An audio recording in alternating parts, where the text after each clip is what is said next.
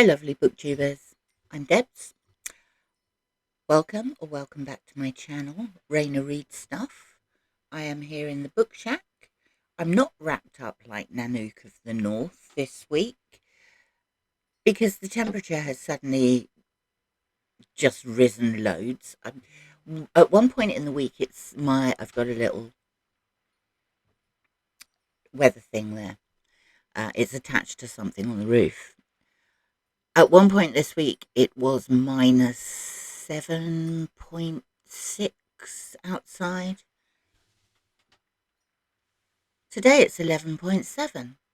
There is, however, a howling gale, and it's just started chucking it down with rain. So I hope you can't hear that. If you can, I apologise. But I'm not stopping. I am going to talk to you about my weekly read. This is my Sunday reading wrap up.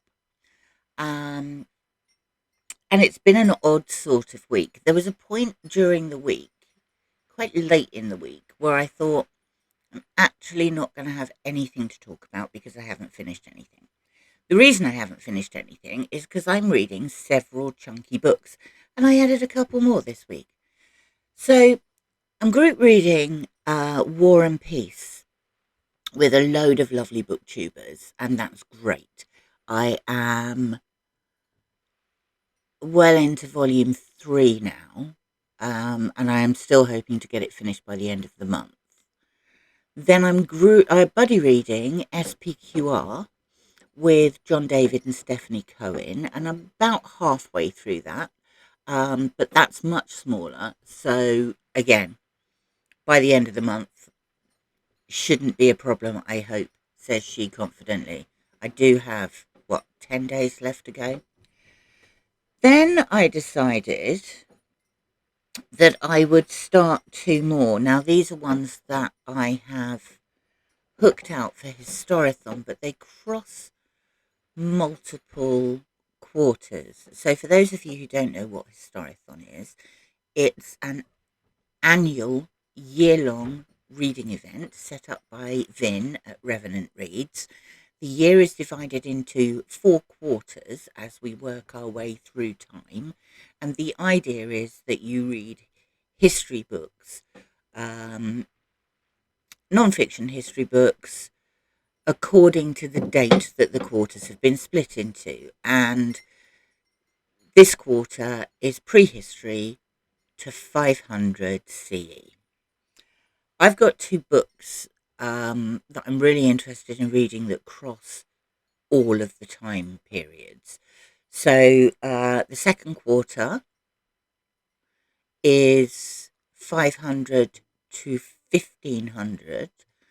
The third quarter of the year is 1500 to 1820, and the final quarter is 1820 to the present day.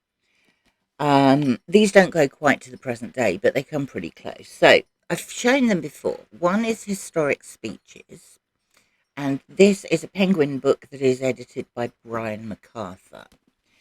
Now, in this one, I have read all of the ancient texts now that fit in to the first quarter time period.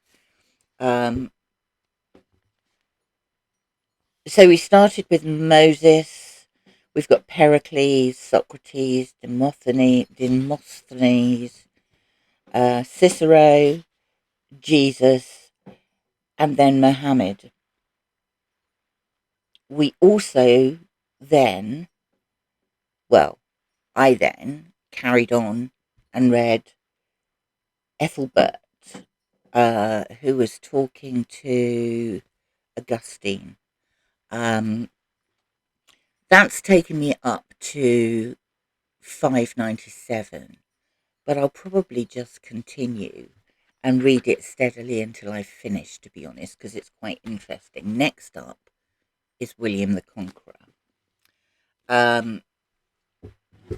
Then I have this, which is brilliant. It's the Faber Book of Reportage, and it's full of eyewitness accounts of various historical events.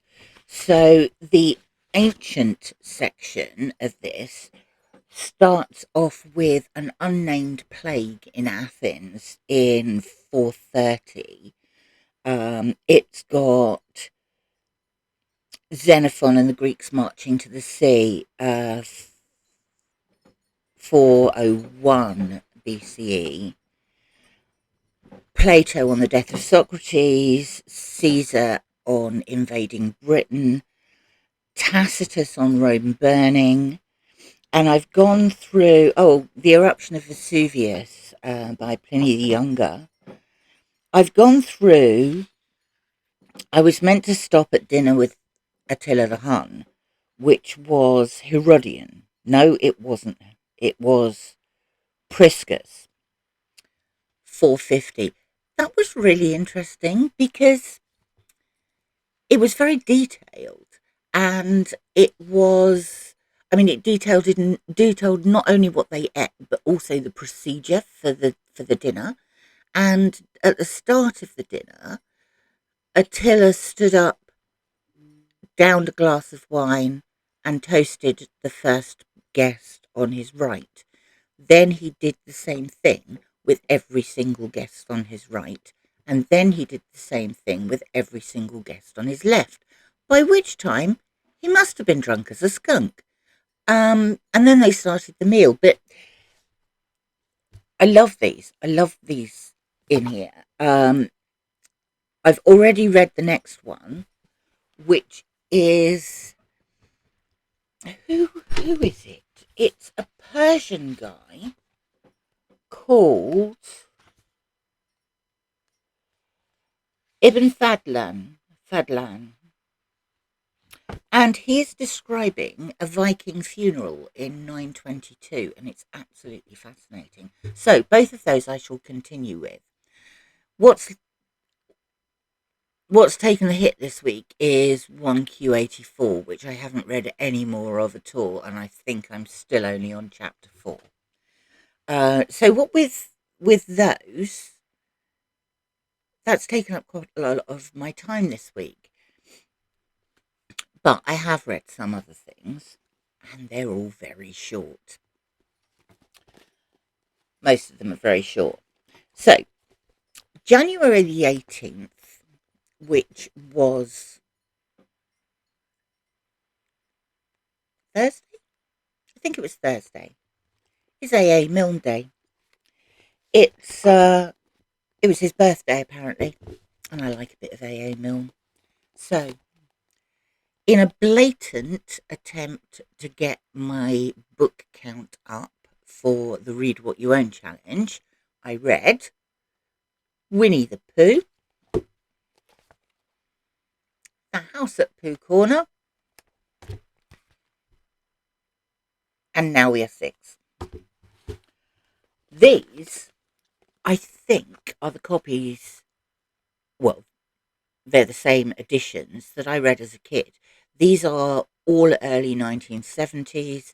I picked them up in a second-hand shop. I think they cost me 50p each. I was very pleased with them.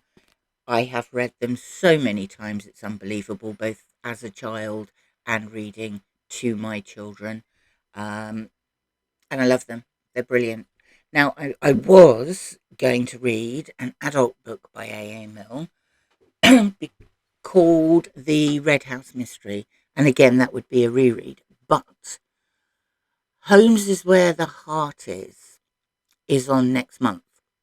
And I thought I would save it for that, because it's not remotely about Sherlock Holmes, and it isn't even based on Sherlock Holmes, but it's quite amusing in the fact that the protagonist in the book, who is trying to solve a murder mystery in a house that he's never been in before, insists on calling himself Holmes and calling his sidekick Watson. And it just amuses me. It's brilliant. It's a really good book. Now, cheating again for the Read What You Own challenge and reading around the subject for Historathon quarter one. 5 of my Little Black Penguin classics. And we have O Cruel Alexis by Virgil. We have Antigone by Sophocles. We have The Madness of Cambyses by Herodotus. We have Circe and the Cyclops by Homer. And we have Trimalchio's Feast by Petronius. Now, of these, I have to say, none of them are pure history. The one that comes closest is the Herodotus, but even that has myth and legend mixed in with his history. I think this was the one I enjoyed the least. The one there's a couple I really enjoyed actually. Trimalchio's Feast by Petronius is hilarious. That is prose. It's a comic portrait of Trimalchio, he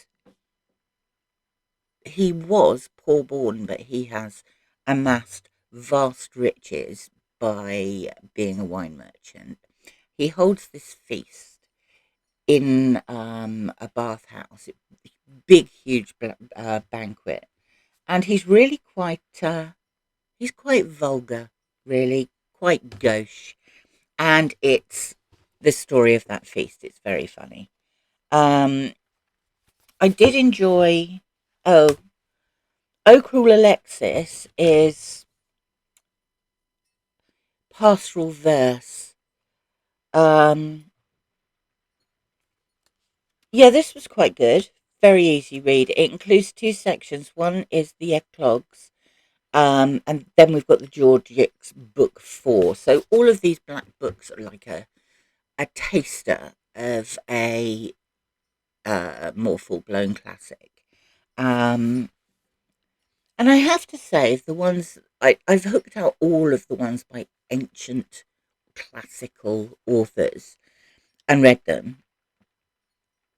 And each one of them has made me want to read more. Circe and the Cyclops can't beat a bit of Homer, really. This is from the story of the Odyssey. I really need to get a full-blown copy of the Odyssey and read that. And the Antigone by Sophocles is the third of the Theban plays that starts with Odysseus.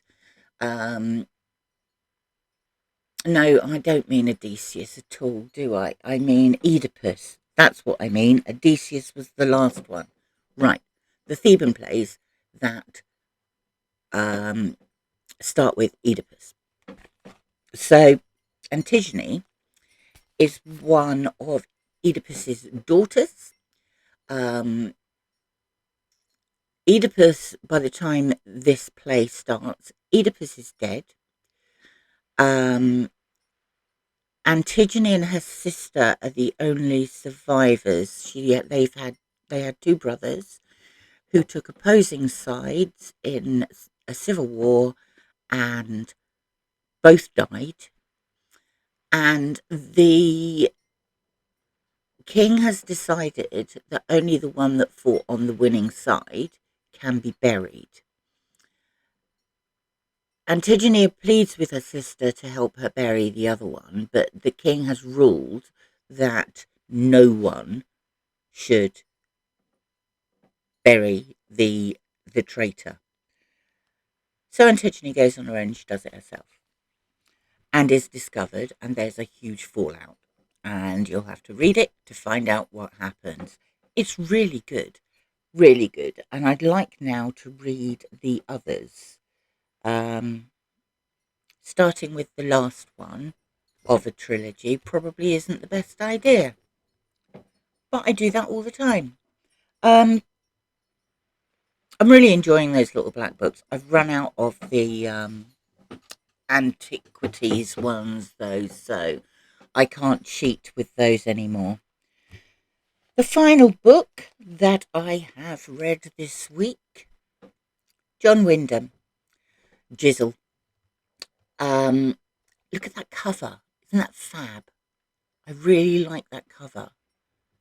And it bears no resemblance to what I'm about to say to you, which is curious, but I like the cover. I've read this because Gareth over at Book Songs and Other Magic has been doing a Winter of Wyndham event. Last month I read The Secret People, which was Wyndham's first novel. This is a book of short stories.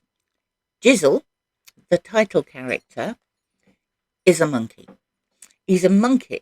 So we have a guy who owns a circus sideshow where he and his wife sell physic, made up medicine to unsuspecting passers-by who think it's going to cause solve all their problems.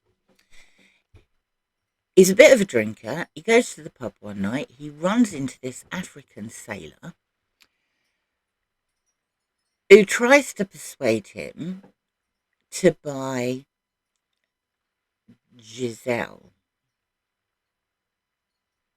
which he pronounces as Jizzle. And Giselle is a monkey. But she's quite a special monkey. She's a monkey who can draw very recognizable pictures of people. So, the transaction is done. The couple wake up the following morning in their circus caravan with the monkey sitting on a wardrobe staring at them. And they decide to turn her, it's her, Giselle. Jizzle is talented enough to become a circus act for them. So they try it out on the circus crowd, first of all, the other workers, and they're impressed. Jizzle only has to sit and stare at someone, and not only can she draw them extremely well, but she can also consign their image to her memory so she can draw them again. And she does draw them again. She draws people in compromising positions. And it causes no end of trouble. It's really good fun. There's another one in here that I absolutely loved. How many have we got? I don't know how many we've got. We've got 1, 2, 3, 4, 5, 6, 7, 8, 9, 10, 11, 12. There's 15 in here. There's a bit of an animal theme going through. So we've got performing flea.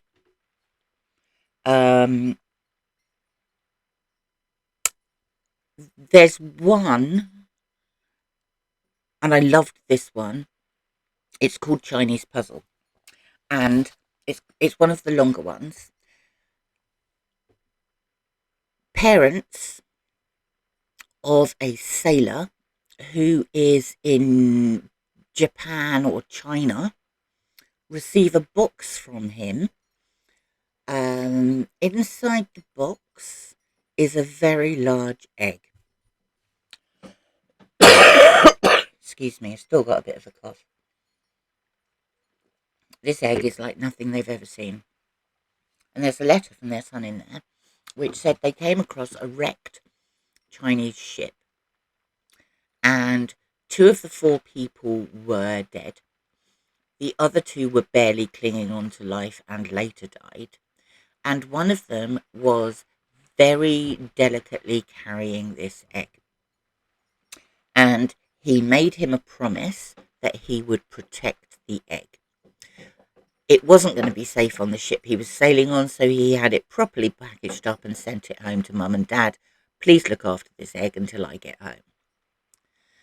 So they do. The mum puts it in the airing cupboard after half the village has come to see it and see the letter that came with it, and they're all very happy and very confused about what could have laid this egg. She sticks it in the airing cupboard, and a month later it hatches. And there is a 1 foot long dragon in it. And it's multicoloured. It's a serpent-like dragon. It doesn't have wings, but it can snort flames out of its nose. And it grows and it grows, and in the end they build somewhere for it to live, and it's a very well behaved dragon. It lives in their garden in like an oversized, probably in something like the book shack, and he'd burn all my books. I wouldn't be happy with that. Anyway, next door neighbour thinks the dragon has fried some of his chickens.